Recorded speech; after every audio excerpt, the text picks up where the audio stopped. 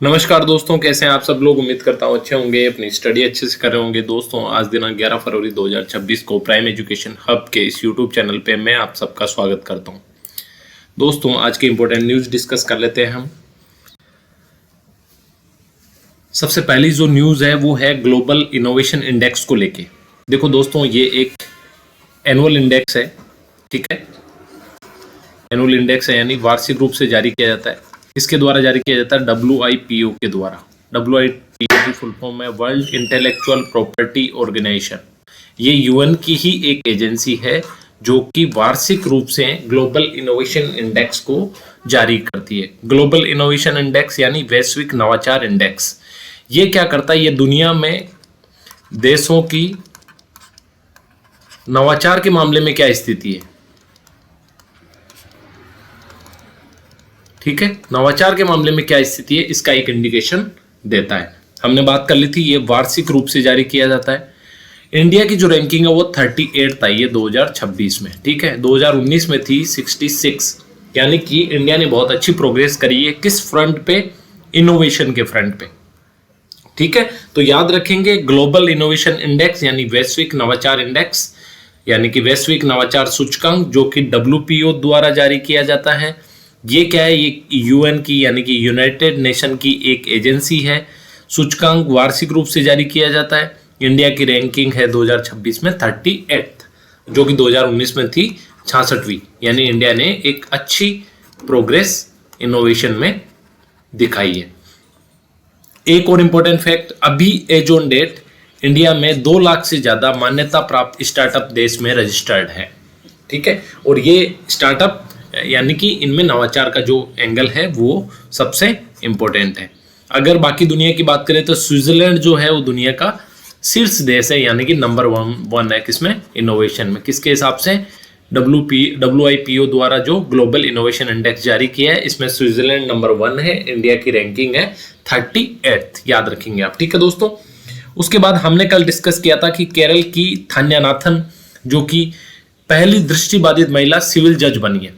इसमें एक और फैक्ट आप ऐड कर लीजिए, ये देश की दूसरी व्यक्ति है जो कि इस तरह 100% ब्लाइंड होने के बाद जज बनी है। इससे पहले 2013 में राजस्थान के ब्रह्मानंद शर्मा देश के पहले ब्लाइंड जज बने थे।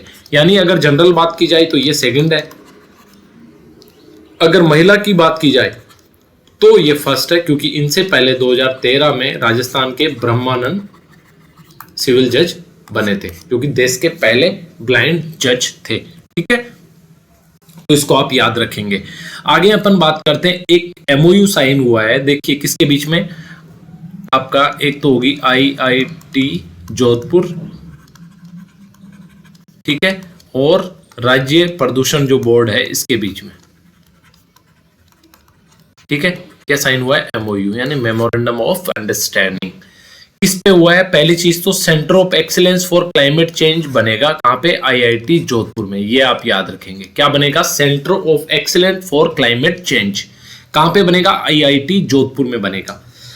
रीजन क्या है इसका? रीजन है जलवायु परिवर्तन से निपटने, पहली चीज, और पर्यावरणीय शासन को मजबूत करने के लिए, यानी कि इकोलॉजिकल गवर्नेंस को मजबूत करने के लिए और जलवायु परिवर्तन से निपटने के लिए। ये समझौता किसके बीच में? IIT जोधपुर और राजस्थान राज्य प्रदूषण बोर्ड के बीच हुआ है। इसका मेन पर्पज क्या है? इसका मेन पर्पज है कि जो वैज्ञानिक अनुसंधान होते हैं, यानी जो R&D होती है, उसको जमीनी स्तर पर लागू होने वाली नीतियों के बीच की दूरी को कम करना है, ठीक है। कैसे? मैं समझाता हूं आपको। फॉर एग्जाम्पल, मान लो जमीनी स्तर पे एग्रीकल्चर पॉलिसी लागू करनी है, ठीक है। एग्रीकल्चर पॉलिसी जिसका उद्देश्य है मान लो किसानों की आय को बढ़ाना, ठीक है, आय बढ़ाना और उनकी लागत को कम करना, ये मान लो एक नीति है सरकार की, फॉर एग्जांपल हम मान रहे हैं, ठीक है। इधर से एक नवाचार ऐसा हुआ है जिससे कि किसानों को कम खर्च में जुताई करने वाली मशीन बनाई किसी ने। तो अब इस मशीन का किसानों को तुरंत फायदा मिलना चाहिए, जिससे कि जो सरकार की पॉलिसी नीतियां हैं और जो नवाचार हुआ है उसके बीच में जो दूरी है, जो समय लगता है, उसको कम किया जा सकता है। तो ये इसका उद्देश्य है। आगे लू बाढ़ और सूखे जैसी जो मौसमी घटनाएं हैं, इनकी पूर्व चेतावनी भी समय से मिल सके, तो इसको आप याद रखेंगे। ठीक है, तो ये आज की जो न्यूज़ थी उनमें इंपॉर्टेंट था। अब हमने 2 आर्टिकल इंक्लूड किए हैं। तो सबसे पहला जो आर्टिकल है वो ये है कि भाई जिस तरह से अभी हाल ही में आपको पता है यूरोपियन यूनियन और अमेरिका के साथ में जो ट्रेड डील हुई है, अमेरिका वाली डील अभी फाइनल नहीं हुई है, लेकिन उसने आपको पता है टैरिफ कम करके 18% कर दिया है, जो कि पहले 50% था। तो राइटर इसमें बोलते हैं कि ये जो अमेरिका टैरिफ वाला जो चेंज हुआ है, यानी जो कम किया है टैरिफ, ये गेम चेंजर बन सकता है इंडियन इकोनॉमी के लिए। आगे हम बात करेंगे कि कैसे बन सकता है। पहली चीज़ तो अमेरिका को हमारा जो एक्सपोर्ट है वो बढ़ेगा। सिंपल सी बात है, अगर हमारे सामान पे टैरिफ कम होगा तो एक्सपोर्ट बढ़ेगा।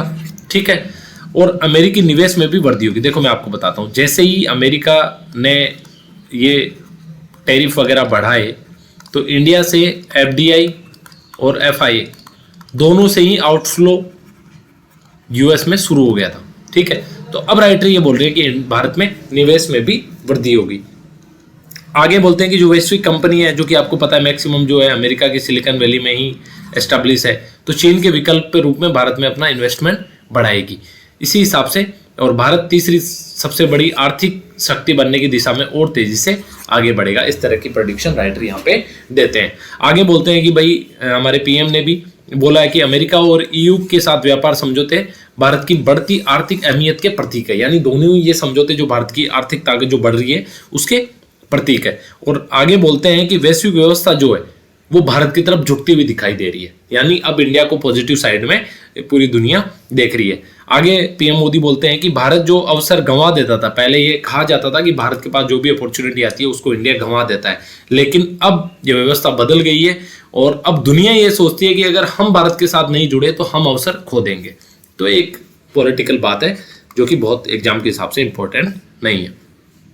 आगे PM ने ये कहा कि भारत तेज आर्थिक विकास और महंगाई पर नियंत्रण, ये एक दुर्लभ संयोजन है।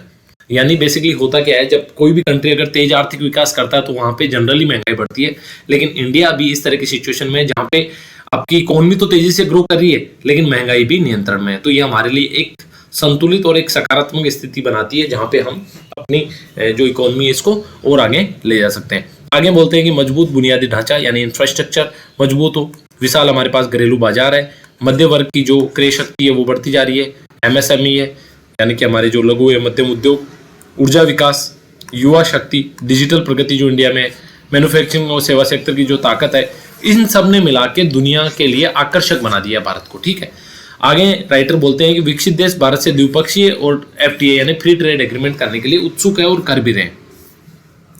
आगे ये राइटर इसमें बोलते हैं कि भाई हमारे जो एग्रीकल्चर और जो डेयरी उत्पाद थे उनके लिए हमने अभी USA के मार्केट से बचाया। बेसिकली था क्या, इस USA वाले समझौते में एक चीज़ ये भी डर था कि कहीं अगर USA का मक्का, गेहूं या फिर वहाँ के जो दूध पनीर प्रोडक्ट अगर इंडिया में अगर टैरिफ फ्री हो जाते हैं तो फिर वो बहुत सस्ते आएंगे और इंडिया के जो किसान हैं उनके हित सीधे तौर पर प्रभावित होंगे, जो कि अभी सुरक्षित है।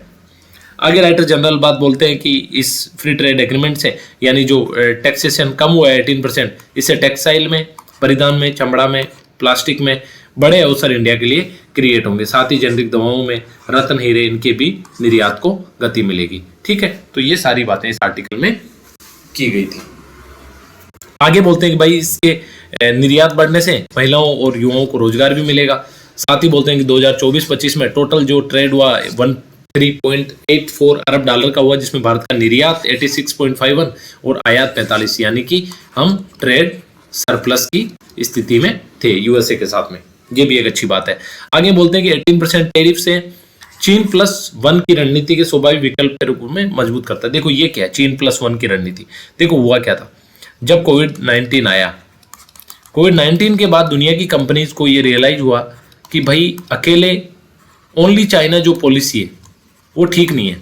यानी चाइना में केवल एक देश में मैन्युफैक्चरिंग यूनिट रखना या एक देश में व्यापार रखना ये ठीक नहीं है, क्योंकि चाइना की पॉलिसी स्टेबल नहीं है।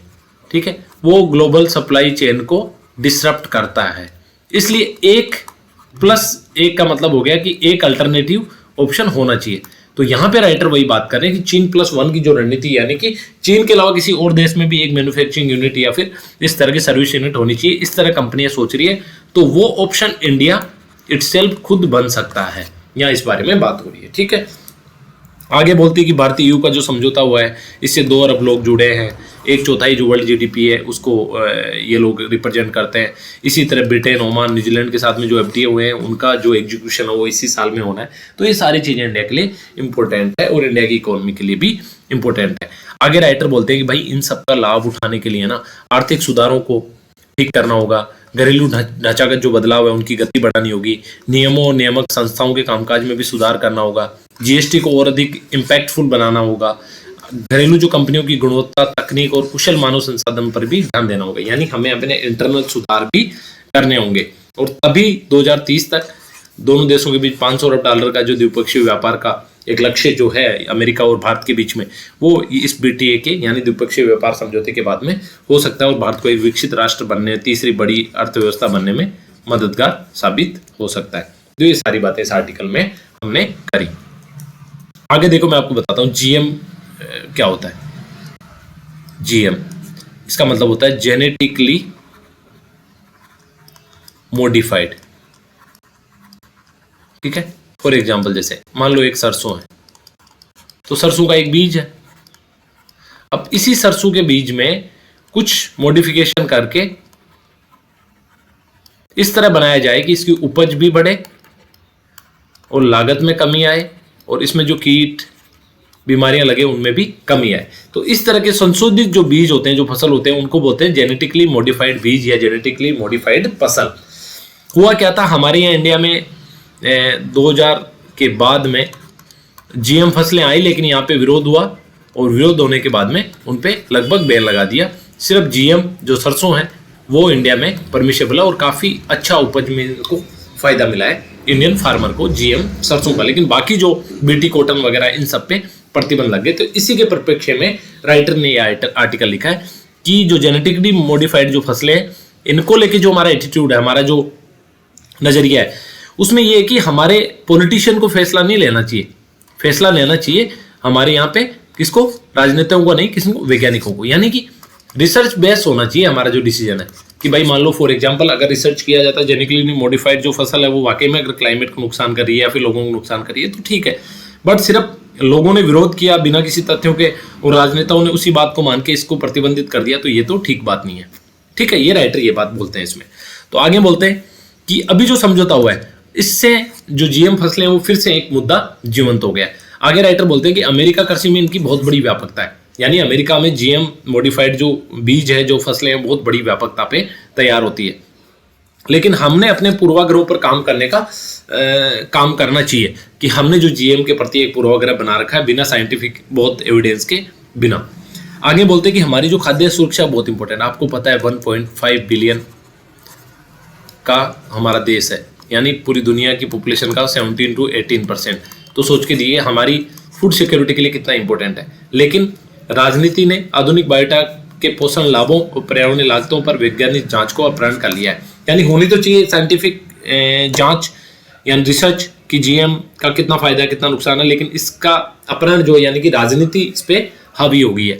आगे बोलते हैं कि विकासशील जो दुनिया के देश है उन्होंने औद्योगिक देशों से नेतृत्व लेते हुए GM फसलें उगानी शुरू कर दी है और इंडिया इसमें पीछे छूट रहा है, और ये भी किस वजह से, नीतिगत विरोध के कारण।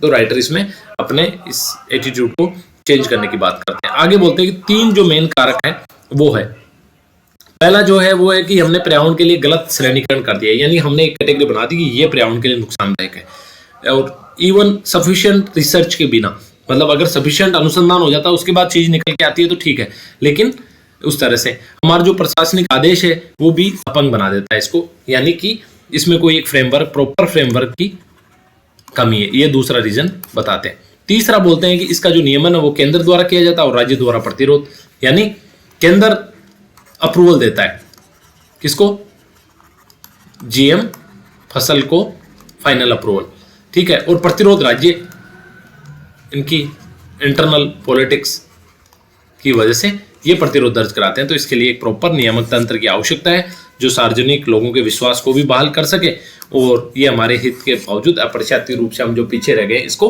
रिकवर कर सकें और हम GM क्रॉप के मामले में एक अच्छा मतलब बेहतर कर सकें, लाइक यूएसए और अन्य जो विकासशील देश कर रहे हैं। तो ये थी हमारी आज की डिस्कशन। उम्मीद करता हूँ आपको डिस्कशन पसंद आई होगी। आप अच्छे से पढ़ते रहिए, अपना ख्याल रखिए। जय हिंद, नमस्कार।